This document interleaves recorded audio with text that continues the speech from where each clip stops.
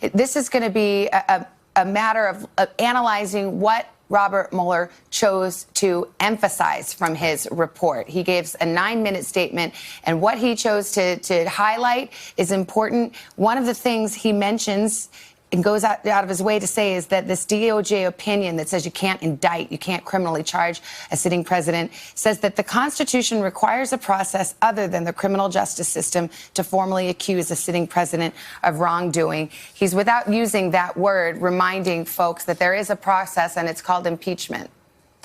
Oh, Savannah, I think that's the news out of here, is that he, in case anybody wasn't sure how to interpret the introduction to Part 2 of the Mueller report, Robert Mueller now told you how to interpret it, which is simply this report. It's up to you, Congress. You're the only one that can make the decision about whether or not a crime was committed here. The Constitution essentially doesn't permit the normal process. So in some ways, this is a rebuttal to Barr.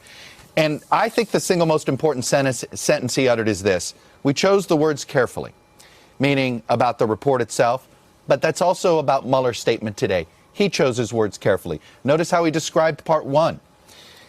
Bill Barr described it as a total exoneration. He said insufficient evidence to charge a broader conspiracy, right? How you choose to word something says a lot, if you will. This is Bob Mueller simply saying, there wasn't enough to charge a crime here. That doesn't mean there wasn't behavior, perhaps, that we found suspicious. But I think the larger headline in this is Bob Mueller is making it crystal clear to Congress. I did this report assuming this was your call, not the Justice Department's call. This was your call. I think he basically said it pretty straightforwardly. Well, it's interesting because there had been some confusion, as you well know, Chuck, about this issue of why Robert Mueller chose not to make a prosecutorial decision, why he chose not to say whether or not the president could be charged with obstruction of justice. Bill Barr, the Attorney General, when initially announcing the results of the Mueller report, said that he concluded there was no obstruction of justice case, and he said that had nothing to do with that Department of Justice rule that states you can't indict a sitting president.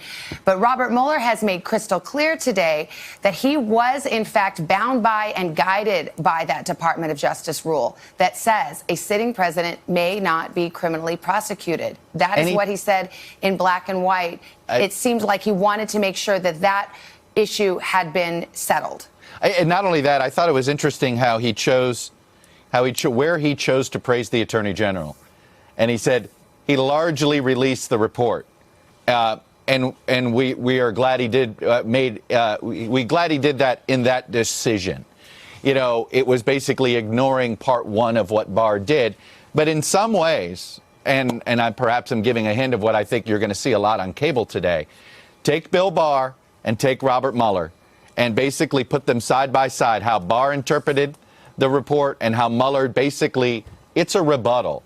And this is the statement I think that he thought a neutral Attorney General would have given had they read the report the way Mueller intended for the report to be read. Hey, NBC News fans, thanks for checking out our YouTube channel. Subscribe by clicking on that button down here, and then click on any of the videos over here to watch the latest interviews, show highlights, and digital exclusives. Thanks for watching.